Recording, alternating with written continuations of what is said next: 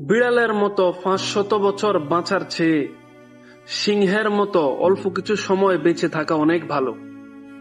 মনে আছে আপনাদের সেই কথাটি? আমাদের শহীদ আল্লামা দেলোয়ার হোসেন সাইদি সাহেবের সেই কথাটি কি আপনাদের মনে আছে? আজকে মনে পড়ে আমাদের শহীদ দেশপ্রেমিক উসমান হাদির মৃত্যুর পর এই কথাটি বারবার মনে পড়ে। শহীদ উসমান হাদি, কি বলেন, সে কি মারা গেছে? সে মারা যায়নি, সে শহীদ হয়েছে। সে জেগে আছে 20 কোটি মানুষের অন্তরে, সে জেগে আছে হাজারো মানুষের অন্তরে। বাংলা একটা প্রবাদ আছে না, এমন জীবন তুমি করিবে গঠন, মরিতে হাসিবে তুমি কাঁদিবে ভুবন।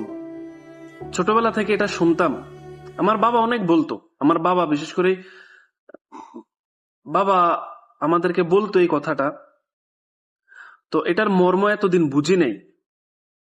সত্যি বলতে আজকে যখন শহীদ উসমান হাদি আমাদের কাছ থেকে বিদায় নিয়েছে, ওই কথার প্রতিফলন দেখতে পাচ্ছি আমাদের দেশে। কি বলেন, সে কি মারা গেছে? সে কি আমাদের ছেড়ে চলে গেছে? সে যায় নাই, সে জীবিত আছে। সে প্রতিটা মানুষের, প্রতিটা বাঙালির, প্রতিটা দেশপ্রেমিকের অন্তরে সে অমরত্ব লাভ করে জীবিত রয়েছে। সে তৈরি করে দিয়ে গিয়েছে এই দেশে 20 কোটি উসমান হাদি। ইনশাআল্লাহ ভবিষ্যতে আমরা তার প্রতিফলন দেখতে পাব।